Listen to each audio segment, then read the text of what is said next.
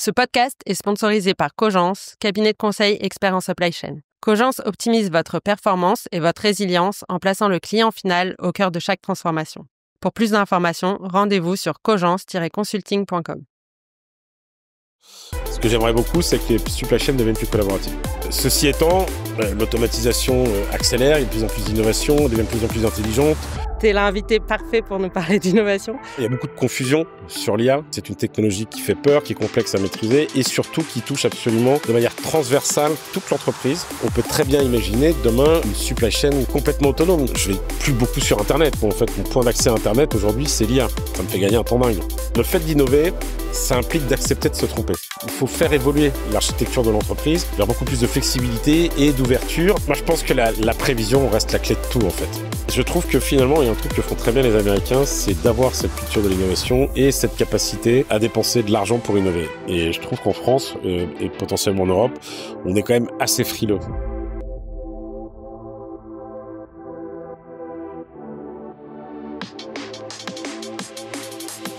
Bienvenue dans Au cœur de la supply chain, le podcast qui vous plonge au cœur des stratégies et des défis des directeurs supply chain.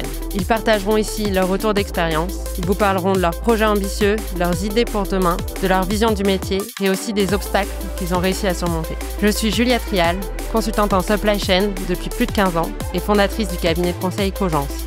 J'ai imaginé ce podcast comme un espace d'échange, de témoignages et de partage entre tous les professionnels de la supply chain. Bonne écoute! Hello Guillaume et bienvenue sur le podcast Au cœur de la supply chain pour cet épisode qui s'annonce un peu différent des autres puisque contrairement à tous les invités jusqu'à maintenant, t'es pas directeur supply chain mais t'es là en tant qu'expert de l'innovation dans la supply chain.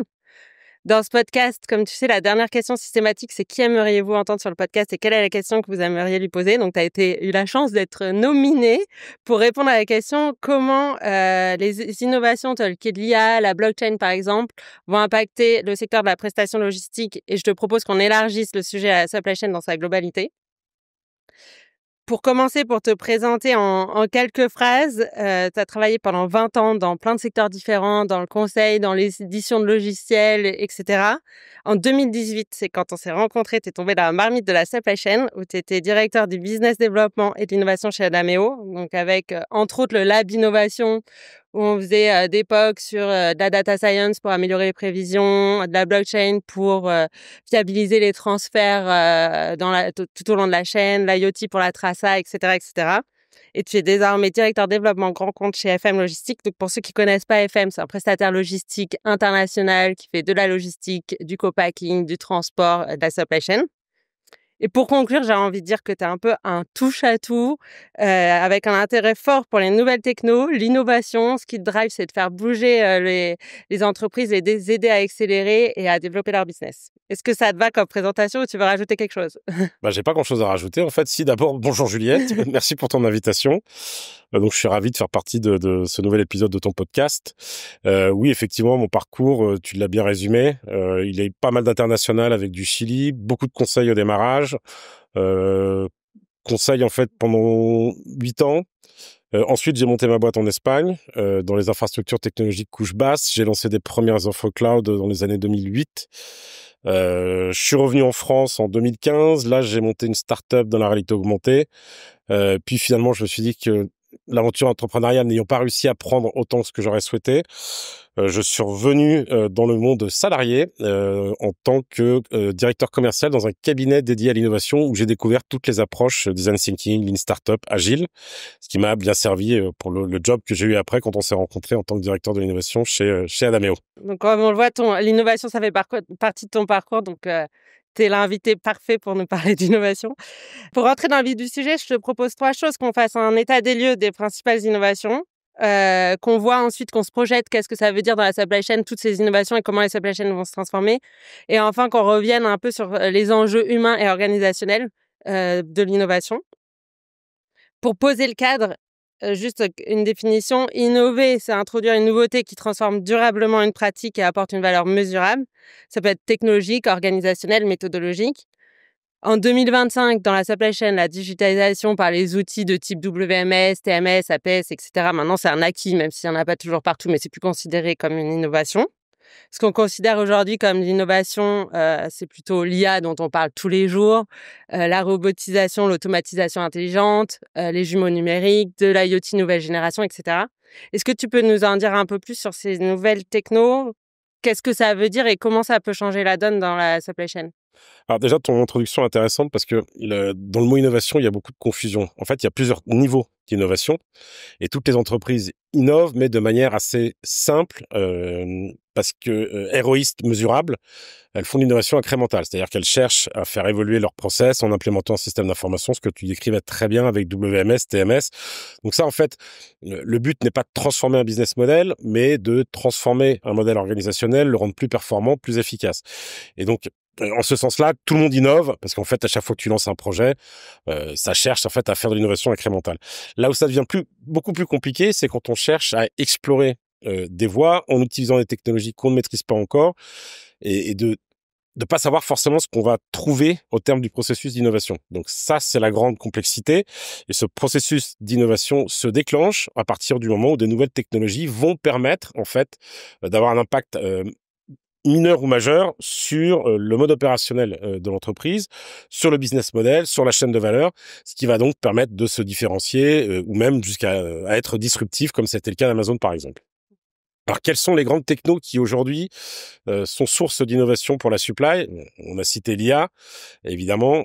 C'est probablement celle qui va avoir le plus d'impact, même s'il y a beaucoup de freins encore à son développement, parce que c'est une technologie qui fait peur, qui est complexe à maîtriser, et surtout qui touche absolument de manière transversale toute l'entreprise, et qui réclame aussi des données plutôt propres pour pouvoir donner les résultats qu'on espère. Bon. Par ailleurs, il y a beaucoup de confusion sur l'IA. Il y a plusieurs sortes d'IA. Les gens ont un peu de mal, hein, comme l'IA générative a pris le dessus. Finalement, l'IA générative, c'est juste une partie de l'intelligence artificielle qui va pas forcément servir pour adresser des problématiques telles que la prévision de la demande. Donc l'IA, c'est la première qui va tout changer. Juste Ensuite, sur l'IA, pardon, tu dis qu'il y en a plusieurs. Donc, il y a l'IA générative, il y a le machine learning, et c'est quoi un peu... Enfin, il y a plein de choses alors, il y a des techniques, le machine learning, l'apprentissage supervisé, donc, le deep learning sont des techniques d'entraînement de l'IA. Après, il y a des IA qui vont permettre de faire de la reconnaissance visuelle. Il y a des IA qui vont permettre de faire de l'algorithmie très complexe en termes de calcul mathématique et qui sont des approches différentes puisque l'objectif, c'est pas forcément de générer du texte comme l'IA générative. Ça va être de résoudre des équations algorithmiques d'optimisation typiquement particulièrement complexes. Donc ces IA sont complètement différentes et en fait l'intelligence artificielle c'est la capacité à reproduire le comportement humain dans son intégralité et donc il faut se dire que il y a des IA qui servent pour chacun de nos sens en fait et de nos capacités cognitives. Alors les deuxièmes technos qui commencent à être de plus en plus déployés, c'est tout ce qui touche à l'automatisation, robotisation en entrepôt, dans les usines. Bon ça on en voit de plus en plus partout. C'est pas toujours simple à mettre en œuvre. Nous, typiquement, en tant que prestataire logistique, c'est parfois compliqué à déployer du fait de la durée de nos contrats. Donc, en fait, si on n'a pas un contrat longue durée, ça n'a pas de sens pour nous d'investir dans une technologie d'automatisation, puisque une fois le client part, s'il part, on n'est pas sûr d'avoir un client qui aura les mêmes profils de commandes, les mêmes caractéristiques de produits, les mêmes enjeux de productivité pour pouvoir le redéployer au sein de cette automatisation. Ceci étant, l'automatisation accélère, il y a de plus en plus d'innovations, elle devient de plus en plus intelligente. On va voir apparaître l'IA dans les robots, ça existe déjà, mais ça va augmenter considérablement. Donc ça, c'est un autre vecteur d'innovation qui est assez phénoménal et qui ne va qu'en s'accélérant. Le troisième sujet que tu as mentionné, ce sont les jumeaux numériques. Alors, je ne sais pas si tout le monde comprend ce que sont les jumeaux numériques, mais il s'agit en fait d'une réplication. Si on parle des supply chains, de chacun des nœuds en fait de la supply et des éléments de la supply. C'est une réplication virtuelle qui a un avantage, c'est que ça permet de simuler la prise de décision et donc d'anticiper, de mieux calculer, prévoir les impacts d'une décision sur l'organisation. Et donc, plus on va avoir un jumeau numérique abouti, plus on va être capable de simuler et plus on va être dans une logique d'anticipation. C'est-à-dire qu'on a un changement de paradigme. La supply chain, historiquement, a toujours été un sujet de réaction, un métier très opérationnel. petit à petit, on a ajouté la planification, de l'optimisation. Et en fait, aujourd'hui, grâce à la digitalisation, l'enjeu, c'est comment accéder le plus vite possible à la bonne information pour être capable de prendre la bonne décision le plus tôt possible, le plus en amont possible, pour justement limiter les impacts d'une situation négative quand on s'en aperçoit trop tard et que donc finalement, on aura très peu de temps pour ajuster les paramètres de sa supply chain. Ouais. Ouais, finalement, avec les jumeaux numériques, pouvoir «jouer» entre guillemets avec sa supply chain, avoir la photo actuelle de la supply chain et changer, des tonnes de paramètres ou pas, en fonction de ce qui peut arriver pour, prédire, Bah, imaginons que prendre des demain, décisions. si par exemple tu as modélisé l'ensemble de tes flux amont, depuis les pays d'origine jusqu'au port d'importation et de réception sur le continent européen, imaginons qu'il y a un cyclone qui intervient en Asie sur le port de départ. Bon, si tu le sais suffisamment tôt, en fait, tu vas pouvoir dériver ton flux vers un autre port et réorganiser ton transport via des routes alternatives. Si tu n'as pas fait, et donc tu vas surtout pouvoir mesurer sur quel port il faut aller. Tu vas pouvoir combiner les facteurs météo pour être certain que sur ce port-là, tu vas pas récupérer le cyclone un peu plus tard, etc., etc. Donc, bon, là, on parle de flux transport, etc. Mais tu peux faire exactement la même chose sur j'ai un entrepôt. Qu'est-ce qui se passe si typiquement j'ai un entrepôt qui brûle demain? Donc, tu peux tester tes plans de continuité d'activité. Tu peux commencer à imaginer comment tu peux mettre en place ton disaster recovery. Donc, ça va te permettre véritablement, c'est un outil de pilotage super efficace de la supply chain. Ensuite, nous avons la blockchain. Alors, la blockchain, bon, c'est un sujet que je connais bien, comme tu sais. Il y a 2 sujets sur la blockchain. Il y a le sujet traçabilité. Donc, ça va permettre, et ça permet déjà, de tracer de bout en bout les produits. Ça va permettre typiquement dans l'alimentaire de récupérer des produits hyper rapidement. J'ai lu récemment que grâce à la blockchain d'IBM qui s'appelle FoodChain, je crois, si je me trompe pas, ils sont capables, je sais plus quelle entreprise a démontré il y a pas longtemps qu'elle était capable de retrouver l'origine d'un lot en 2 secondes au lieu de 7 jours auparavant. Bon, c'est juste phénoménal. Mais ça, j'ai envie de dire, ça existe déjà, c'est déjà en cours de déploiement. Alors, c'est assez lent, mais c'est assez Parce lent. qu'on en parle depuis 6-7 ans de la blockchain comme Même plus, je dirais. plus, mais activement, on voyait les projets, la blockchain Carrefour avec les exemples de poulet, etc. Et au final, c'est lent. Mais c'est surtout qu'on n'en parle pas. Ouais. En fait, cette année, en 2025, il y a eu une accélération massive du secteur bancaire. Personne ne le sait. Ça s'est pas vu. J'ai assisté il y a pas longtemps à une conférence chez BPI France où ils expliquaient que clairement, toutes les banques sont en train de basculer des pans entiers de leur système transactionnel sur la blockchain. Pour des raisons d'efficacité, d'économie, de traçabilité, etc. Ça pose plein de questions réglementaires, etc. Mais c'est en train de s'opérer. Demain, l'arrivée de l'euro numérique, de crypto, comme les stablecoins, qui sont des cryptos stables et adossés à des actifs monétaires, va profondément transformer le financement de la supply chain. Donc aujourd'hui, les banques sont en train de mettre en place l'infrastructure. Il y a des nouvelles startups qui se créent tous les jours, qui travaillent aussi là-dessus. Mais une fois que ça sera en place, on va assister à l'émergence de la finance décentralisée, ce qui va permettre de mettre en place un certain nombre de solutions, typiquement financement de stock, tokenisation des actifs, et ce qui va permettre aux entreprises de se financer non plus que grâce aux acteurs du système bancaire traditionnel, mais aussi grâce à des particuliers, à des fonds de dette, etc., etc. Mais du coup, tu penses que ça va permettre de démocratiser la blockchain, Et en fait, d'élargir et alors donc ça aura un impact sur les... la blockchain a très mauvaise presse à cause de tout ce qu'on entend sur les cryptos. Il y a on entend des aberrations dans la presse du style, en fait, on peut pas tracer les gens quand ils volent des crypto-monnaies. C'est le contraire de ce qui se passe. Une blockchain, ça permet de tout tracer. Donc, quand j'entends un journaliste qui dit ça, je dis bon, peut-être revoir un peu votre copie. En fait, la blockchain est une technologie qui a une réputation sulfureuse. D'ailleurs, c'est une des rares technologies au monde qui n'est pas née dans un laboratoire de recherche américain, mais c'est le fruit de travail de hackers anarchistes. Donc forcément, l'origine de la techno est un peu sulfureux. Mais ce qui est sûr, c'est que ça va permettre de réduire le coût de financement et de permettre à beaucoup plus de gens d'être des acteurs du financement. Aujourd'hui, le financement est préempté par des fonds, par le système bancaire. Demain, c'est un peu le crowdfunding 2.0 en fait. C'est ce qui va se produire avec la blockchain. Et donc concrètement, pour la supply chain, ça va changer quoi? Qu'est-ce qu'on Tu vas pourra faire qu'on peut pas faire pouvoir aujourd'hui? conjuguer du scan de produits sur une plateforme portuaire, par exemple, donc traçabilité, qui va automatiquement, via des smart contracts, déclencher des paiements internationaux, puisqu'on aura bien validé que, en fonction des incoterms, que le produit est bien arrivé, et donc le paiement peut être libéré. Aujourd'hui, c'est très fastidieux de faire toutes ces recherches, c'est beaucoup d'échanges par email, etc. Si demain, les produits sont intégralement tracés, tu pourras y coupler via des smart contracts des paiements, donc ça va simplifier énormément toutes les procédures. OK. Ensuite, qu'est-ce que nous avons? Les IoT. Oui.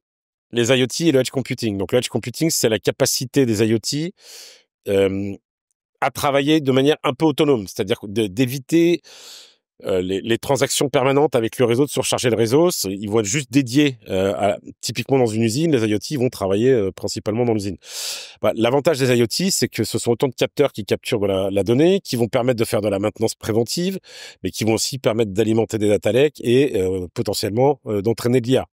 Donc les IoT sont en déploiement depuis des années maintenant, ça continue, c'est pas prêt de s'arrêter.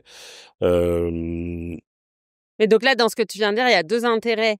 Alors là, on parle de l'IoT, mais c'est peut-être vrai pour plein d'autres choses.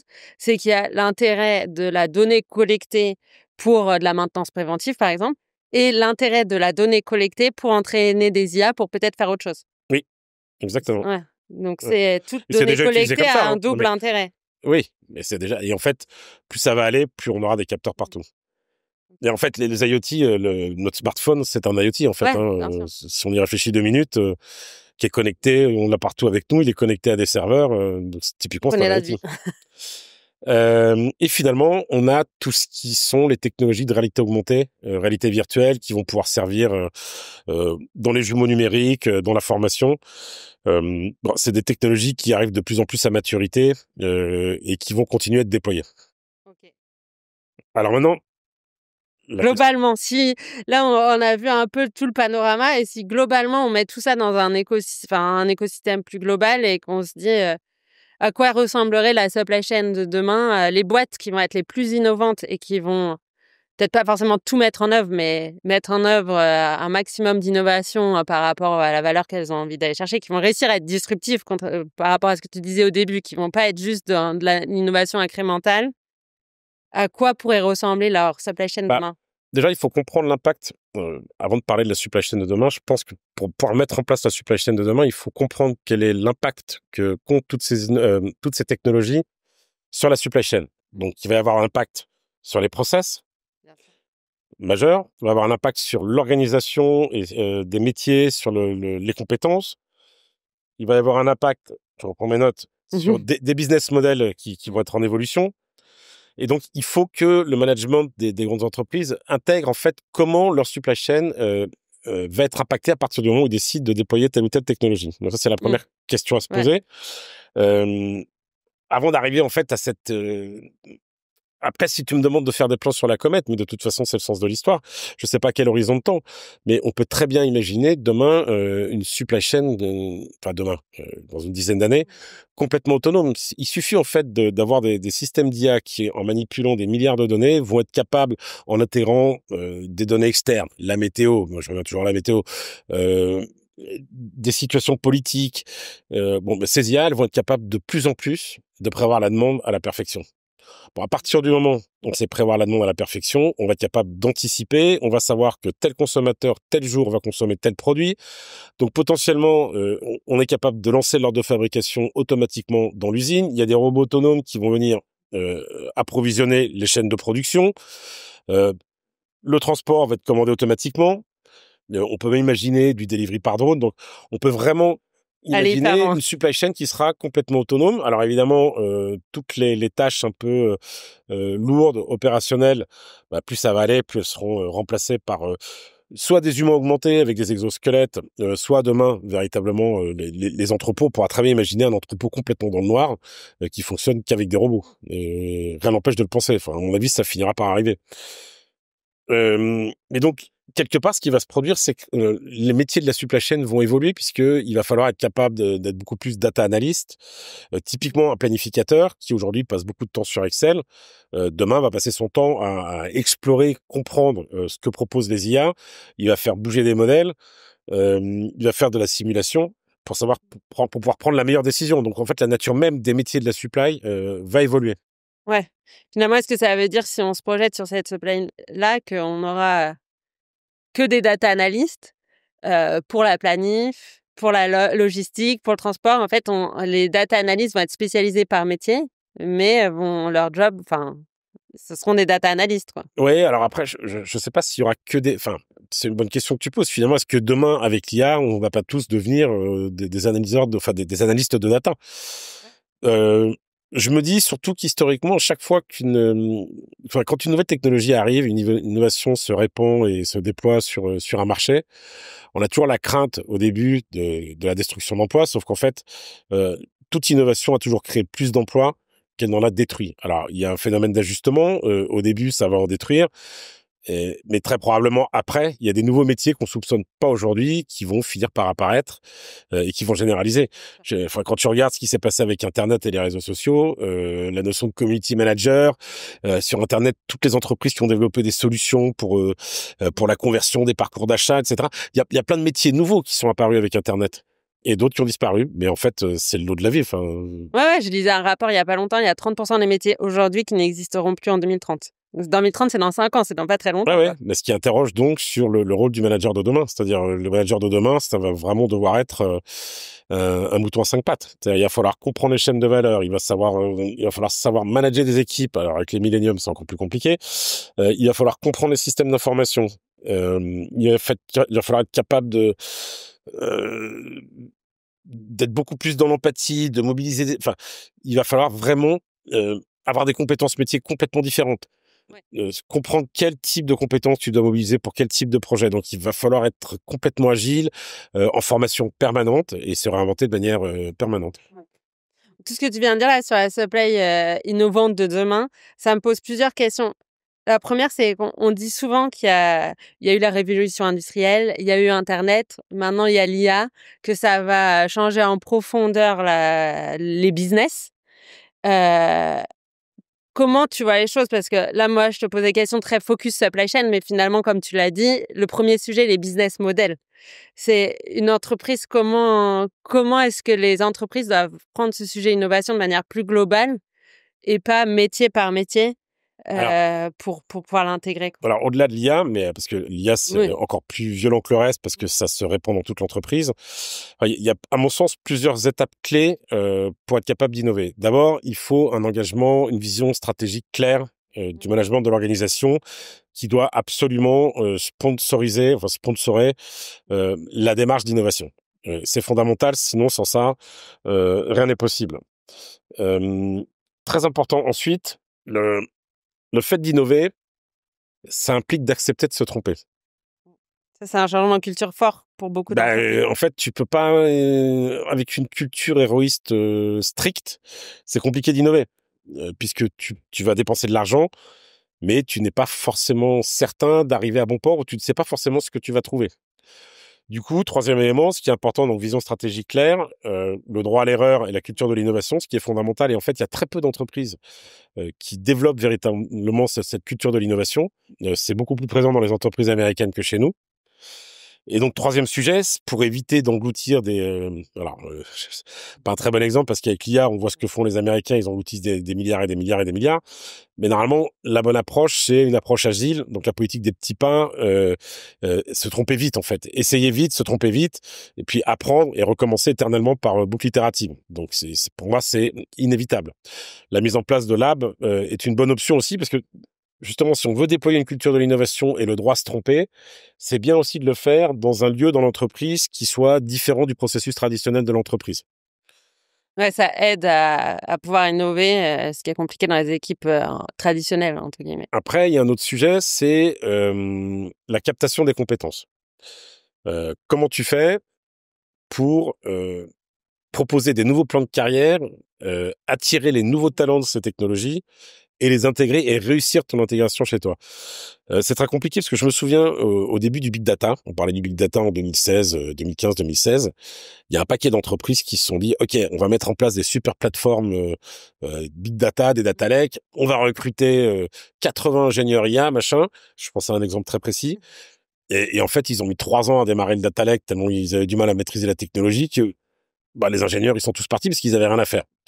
Donc, le sujet, c'est comment tu fais pour intégrer ces nouvelles compétences. Déjà, il faut les attirer. Et ensuite, qu'est-ce que tu vas leur proposer comme plan de carrière et comment tu vas interfacer ces compétences dans les processus existants de l'organisation. Et ça, c'est pas trivial. Il y a un gros sujet RH de gestion des compétences parce que pour ces gens-là, c'est une nouvelle personne, un nouveau profil dans l'entreprise. Et pour ceux qui sont là, dont les compétences, un certain nombre de compétences vont devenir obsolètes et qui vont devoir évoluer, quoi. Oui, exactement. Et donc il y a de la résistance au changement, donc c'est pas simple. Donc vision claire, culture de l'innovation qui pour moi manque réellement.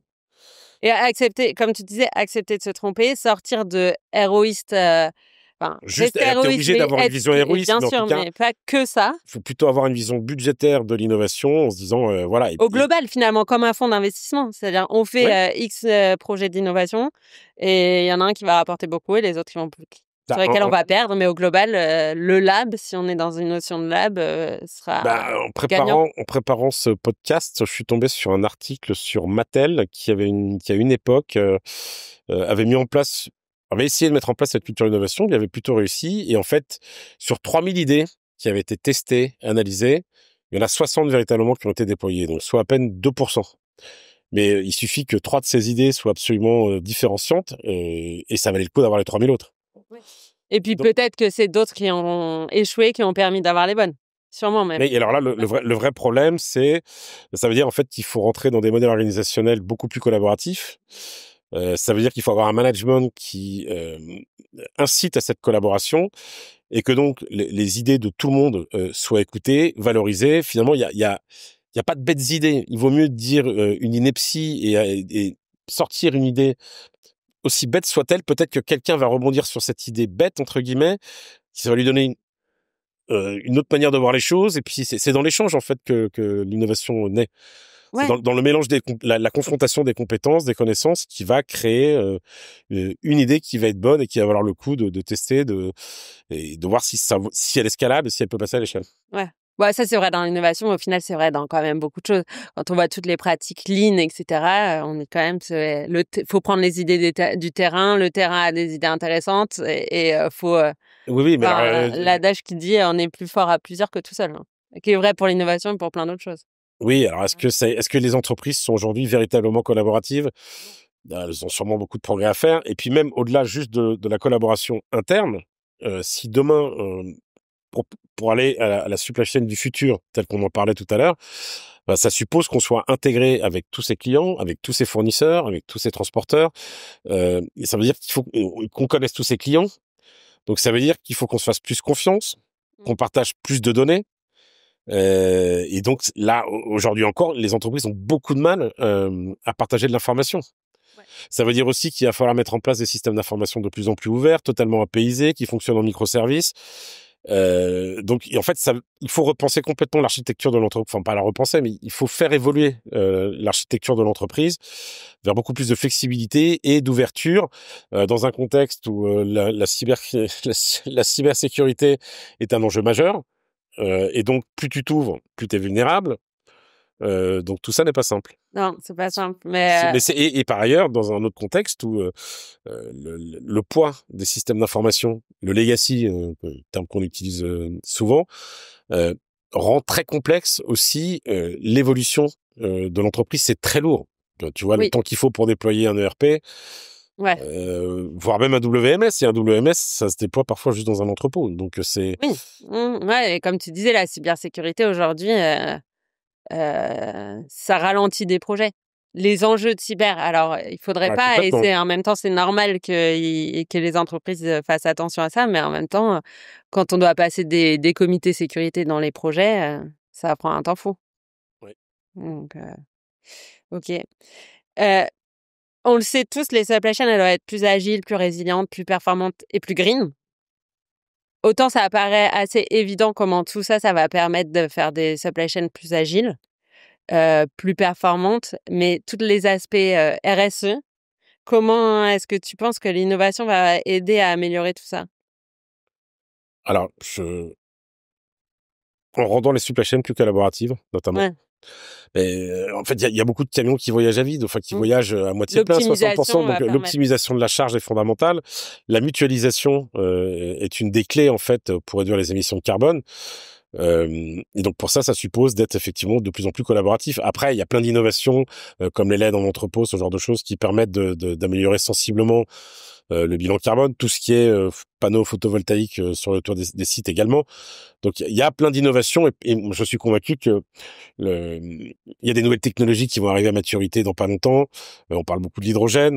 Donc de toute façon, on a enclenché je sais pas si c'est heureux de le dire comme ça parce que il y a encore beaucoup à faire, mais je pense que il y a une prise de conscience généralisée, qu'au niveau des entreprises, le cycle vert est enclenché. Maintenant, il faut qu'il y ait les bons investissements, enfin les bonnes innovations qui vont permettre de faire les bons investissements et qui permettront d'avoir des résultats bien meilleurs.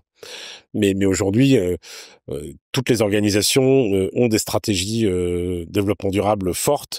Elles sont toutes plus ou moins publiquement engagées sur des réductions d'émissions à horizon 2030, 2040, 2050 en fonction des scopes. Donc, en fait, ce qui va accélérer cette transition, c'est l'émergence de nouvelles technologies, de nouvelles innovations qui va permettre de faciliter l'atteinte de ces objectifs. Ouais, puis au final, alors je ne saurais pas le quantifier, mais une supply chain, si elle est optimisée parfaitement, t'as plus de, tu jettes plus puisque t'as que du bon stock, t'as moins de stock puisque t'as le stock parfait, donc t'as des entrepôts potentiellement plus petits, t'as des camions qui sont parfaitement remplis, t'optimises tous tes flux, donc de fait, elle devient t'as de la reverse logistique, t'as de la durabilité, et puis surtout, on aura de plus en plus des supply chains circulaires. Ah bah bien sûr. Donc, mais ça, encore une fois, ça sera rendu possible avec la technologie et l'innovation. Okay. Si tu étais directeur supply chain aujourd'hui, tu mettrais l'effort où par rapport à toutes ces innovations? Alors déjà, je suis loin d'être capable d'être directeur supply chain. Tu penses que les directeurs supply chain aujourd'hui ils doivent mettre l'accent parce que on a parlé de plein d'innovations. Bon, évidemment, ça va dépendre du business, mais moi, je pense que la prévision reste la clé de tout en fait. Enfin, de ce que j'ai vu du métier de directeur supply, de ce que je vois chez nous, l'anticipation est clé. Et donc la prévision est critique. Et je me souviens très bien d'un projet qu'on avait fait toi et moi sur de la data science, ça remonte à 2018. On avait obtenu des résultats super intéressants, donc on était capable de montrer à un client comment il fallait qu'il conseille à un de nos clients, comment il fallait qu'il conseille les siens pour commander la juste quantité au bon moment. Mais déjà à l'époque, on s'était rendu compte qu'il y avait un gap culturel terrible, c'est-à-dire que on était certain de notre coût en termes de mathématiques, mais le client était incapable d'implémenter la solution parce qu'en termes de gestion du changement, c'était juste pas faisable. Bon. Moi, je reste convaincu que la capacité à déployer des algorithmes de prévision de la demande hyper efficaces, c'est la clé de tout, en fait, parce qu'à partir du moment où tu sais ce que tu dois produire, tout le reste va être beaucoup plus simple à mettre en œuvre. Ouais. Et justement, cet exemple, et j'en ai vu d'autres, sont intéressants parce qu'on part la problématique, elle part de la prévision de la demande, enfin de la qualité du stock, donc la prévision de la demande. Et en fait, dans les différents cas que j'ai en tête, la valeur à aller chercher, elle est sur le business et sur le manque à gagner. En disant comment mieux prévoir ce dont mon client a besoin et donc vendre plus parce que peut-être qu'il oublie des achats et donc il y a un manque à gagner, ce qui permet de mieux prévoir les ventes et donc d'avoir des meilleurs stocks, etc. Donc en fait, le ROI, il vient plus du business que de la qualité des stocks. Ah, mais complètement. Donc c'est... la qualité des stocks va dépendre de ta qualité de prévision. Donc plus ta prévision est fiable, plus ton stock va être optimal. Ouais. Mais dans l'usage, ce que je veux dire, c'est que l'usage, il n'est pas tant pour les gens qui font la planification que pour le commerce, pour lui mieux vendre, plus vendre et avoir moins de manque à gagner. Après, on en est encore loin parce que ça veut dire qu'il faut être capable d'anticiper l'impact que va avoir le lancement de tel ou tel produit, telle campagne marketing, la com, etc. Donc bon, il y a encore un long chemin à faire. Il y a un long chemin, mais là, on parle de casser des silos aussi en interne. Ouais. Puisque entre le marketing, le commerce et la supply chain, si on veut vraiment tendre la chaîne de bout en bout, faut casser les silos. C'est un des gros enjeux, effectivement. Et avec l'IA, c'est d'autant plus important qu'en fait, il faut être capable d'accéder à de la data partout où elle se trouve. Et donc, si elle est silotée, ça va être compliqué. Après, le déploiement de l'IA en entreprise aujourd'hui, c'est un vaste sujet. Je pense que tout le monde en parle, évidemment, tout le monde essaye d'en faire, mais c'est un peu compliqué parce que t'as différents types d'usages. En fait, tu as l'assistant personnel que tout le monde commence petit à petit à utiliser. Donc, ça va être un Gemini pour ceux qui sont sur Google, un Copilot, ChatGPT, Claude, etc. Donc, cet assistant personnel va te faire gagner du temps dans la production de documents, dans la rédaction de rapports, dans les traductions. Ça fait gagner un temps qui est non négligeable. Mais ça reste vraiment au niveau de la productivité individuelle. Ensuite, quand tu veux intégrer l'IA à tes processus métiers, là, tu vas devoir poser des questions autour de l'agentique. Est-ce que j'ai besoin d'agents? Est-ce que finalement, je vais doter des équipes RH d'un certain nombre d'agents? Comment je leur donne accès? Donc, ça veut dire qu'il faut avoir quelque part un catalogue d'agents. Il faut gérer les droits autour de ces agents. Il faut s'assurer qu'ils puissent s'améliorer en permanence. Et puis, et le plus difficile, en fait, c'est l'usage. Quand on voit la difficulté qu'ont les entreprises à faire adopter les outils qu'elles mettent à disposition de leurs collaborateurs, l'IA va faire face à la même difficulté, ça fait aucun doute. Il y a des sondages qui montrent qu'il y a plus de la moitié des employés qui veulent même pas y aller. Qui ont peur de perdre leur travail.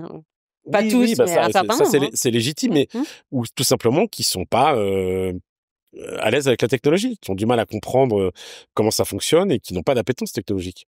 Ouais, et puis autant dans un projet classique de déploiement d'un logiciel, on va s'occuper de former les gens, autant sur l'IA, on forme moins parce que comme c'est aussi un usage perso, les gens l'utilisent en perso, donc je sais pas s'il y a beaucoup de formations à l'IA. Si, il y en a plein, mais le vrai sujet, c'est l'acculturation, puisque la formation, c'est comment tu fais en sorte que les gens... alors, moi, j'ai pris l'habitude, depuis que j'utilise l'IA, dès que j'ai un truc à faire, la première question que je me pose, c'est comment l'IA va pouvoir m'aider à gagner du temps.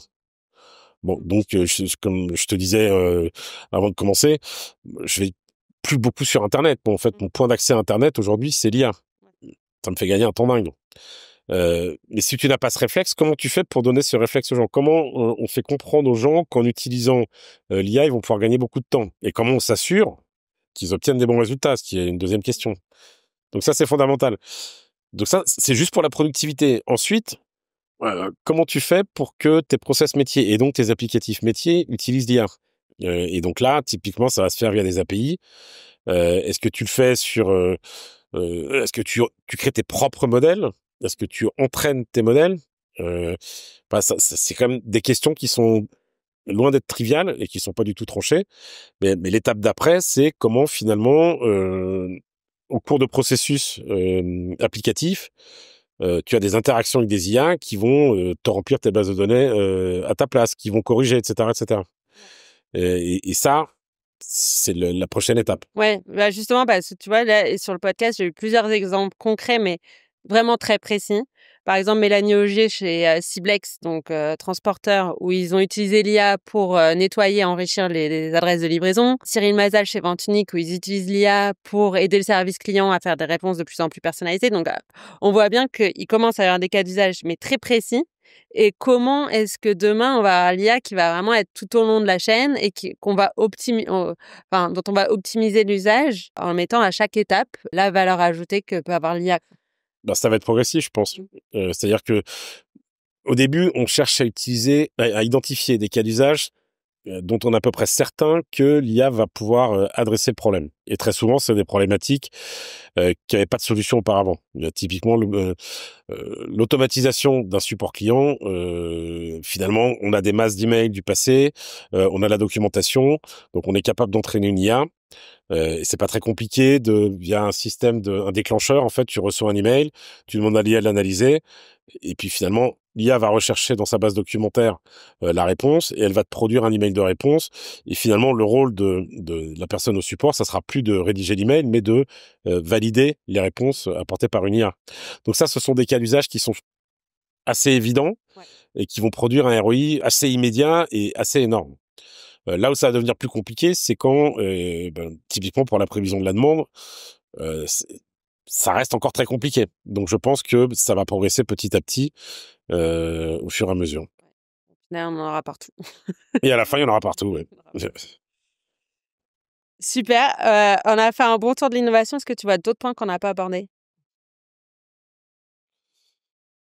Non, enfin, il y en a sûrement plein, mais là... Oui, ouais.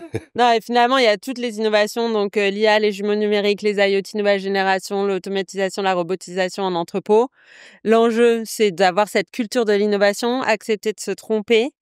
Et Et je trouve que finalement, il y a un truc que font très bien les Américains, c'est d'avoir cette culture de l'innovation et cette capacité à dépenser de l'argent pour innover. Et je trouve qu'en France et potentiellement en Europe, on est quand même assez frileux. Il y a beaucoup d'entreprises qui disent innover, mais elles innovent pas au sens où moi je l'entends, c'est-à-dire qu'elles n'ont pas placé l'innovation au cœur de leur processus de création de valeur. Donc, innover, c'est déployer un WMS. non, c'est plus innover en Non, 2025, en tout cas. non, ça l'était au tout début des WMS. Les premiers qui l'ont fait, oui, étaient innovants. Ils ont pris le risque. Mais aujourd'hui, ça ne l'est plus. Donc, en fait, la vraie question, c'est comment on met en place cette culture de l'innovation. Je me souviens, on avait discuté il y a 6 ans avec un de tes professeurs de master de l'ESSEC qui nous avait expliqué à l'époque que chez Google, ils avaient à une époque autorisé, n'importe qui pouvait présenter un projet d'innovation. Il était soumis à un comité qui était composé d'experts métiers et de différentes personnes. Et si le projet passait le filtre de l'innovation, il libérait cette personne de ses activités quotidiennes pour qu'il se dédie full-time à ce projet et qui était ensuite... il y avait une vraie gouvernance sur le projet, mais le but était finalement d'arriver à proposer des nouveaux services, des nouvelles solutions. Et ça, c'est vraiment diffuser une culture de l'innovation. C'est-à-dire tu cherches en permanence à avoir une nouvelle idée, à enrichir ton savoir-faire. Bon, Il me semble même que chez Google, ils avaient un temps dédié, genre une demi-journée par semaine ou un truc comme ça, pour être hors cadre versus leur poste standard, quoi. Ouais. Ah. Bon, on est un peu loin en Europe, je pense. Oui, ouais, on est encore loin, mais quand on voit l'impact et tout ce que va changer l'IA, les entreprises qui vont pas changer de mindset, ça peut être un peu compliqué. Ça va être compliqué. Tout à fond. 2 questions rapides pour finir, les petites questions de la fin. Au-delà des innovations technologiques dont on a déjà pas mal parlé, si tu pouvais changer une chose dans les supply chains mondiales, tu changerais quoi? Changer une chose dans les supply chains mondiales? Améliorer, si tu avais une baguette magique. Ah, qu'elle soit plus collaborative. Ouais. Tout de suite. Je pense que il faut concevoir la supply chain comme un écosystème de multiples acteurs et que, en fait, pour être capable d'anticiper, il faut accélérer la diffusion de l'information. Donc, ça veut dire qu'il faut avoir suffisamment confiance en ses partenaires pour leur confier parfois des informations qui peuvent être potentiellement stratégiques. Donc, si on met pas en place ce système vertueux de confiance, on n'arrivera pas à plus de collaboration. Et on l'a dit tout à l'heure, le collaboratif est clé, en fait, pour avoir cette vision de la supply chain full automatisée à horizon 10-15 ans. Ouais. Donc, je pense qu'il faut être de plus en plus collaboratif. Alors, il y a plein d'initiatives ou des services qui existent déjà dans ce sens-là. Typiquement, chez FM, il y a 20 ans, FM a créé le pooling. Le pooling, c'est mettre dans un même entrepôt des industriels de l'agroalimentaire qui vont servir la grande distribution. Donc, grosso modo, ils livrent tous au même endroit. Bon, bah, tu t'assures que ils sont tous stockés au même endroit et quand les camions partent, ils sont tous pleins. Donc, et donc ça suppose que finalement, on agit en tiers de confiance. C'est nous qui sommes responsables des données. On cloisonne, nous, la donnée de nos clients, mais on l'utilise pour optimiser le pooling. Ouais, je sais que le sujet du dernier kilomètre, c'était un de tes sujets phares. Pour ça, c'est encore plus évident, plus flagrant, quoi. Ouais. Si on mutualise pas et qu'on collabore pas plus sur le dernier kilomètre, ben ça fonctionne pas pour livrer dans les villes, quoi. Non. On est bien d'accord. Donc, pour moi, effectivement, ce que j'aimerais beaucoup, c'est que les supply chains deviennent plus collaboratives. Ouais. Parce qu'il y a un enjeu de partenariat et humain qui est fort. Et de confiance, mais en fait... De confiance. Et la technologie va pouvoir être un enabler sur certaines choses, mais à la base, c'est la confiance et l'humain, quoi. À la fin, pour moi, tout ça n'est qu'un problème humain de communication et de confiance. C'est toujours la même chose. Et ça, l'IA va rien y changer. Ou va empirer les choses avec tous les fakes, etc. Et enfin, qui aimerais-tu entendre sur le podcast et quelle est la question que tu lui poserais? Et bien, écoute, si j'ai pas trop mal suivi la série d'émissions précédentes, tu n'as pas encore abordé le thème du développement durable à plein. Enfin, forcément, ça a été toujours abordé puisque aujourd'hui, parce que c'est un thème qui est prépondérant, évidemment. Et donc, je pense à une personne chez FM qui est la personne qui s'occupe du développement durable. Pénélope Lego, donc je lui en parlerai. Ok, super. Bon, je vais faire en sorte. Merci Guillaume pour cet Merci, échange Juliette. et j'espère que ça donnera envie à toutes les organisations qui vont nous écouter d'innover un peu plus. Moi aussi. Merci Juliette. Merci d'avoir écouté cet épisode d'Au cœur de la supply chain. Si vous l'avez apprécié, pensez à le partager autour de vous, à le noter 5 étoiles sur votre plateforme de podcast et à vous abonner. Avec ce podcast, j'ai envie de rassembler une véritable communauté de professionnels qui apprennent les uns des autres. Alors dites-moi, qui aimeriez-vous entendre ici ? Qui pourrait partager une perspective enrichissante ? Écrivez-moi sur LinkedIn pour en parler. On se retrouve dans 2 semaines pour un nouvel épisode avec un autre invité passionnant. D'ici là, prenez soin de votre supply chain et à très vite.